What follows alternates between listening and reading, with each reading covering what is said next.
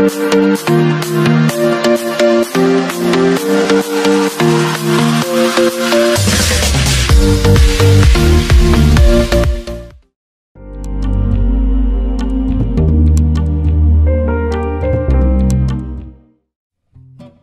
everyone, welcome to Beauty Attraction.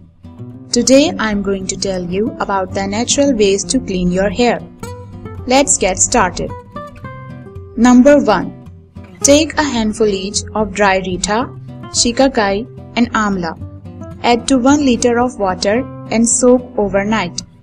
Stew the blend on a low fire till the water reduces to half.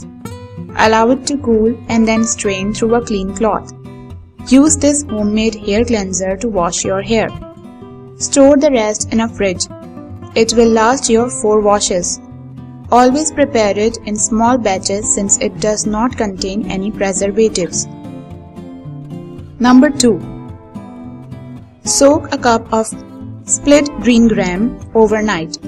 Grind it in an electric blender with some water to make a smooth paste. Part your hair in sections and apply so that the entire scalp is covered.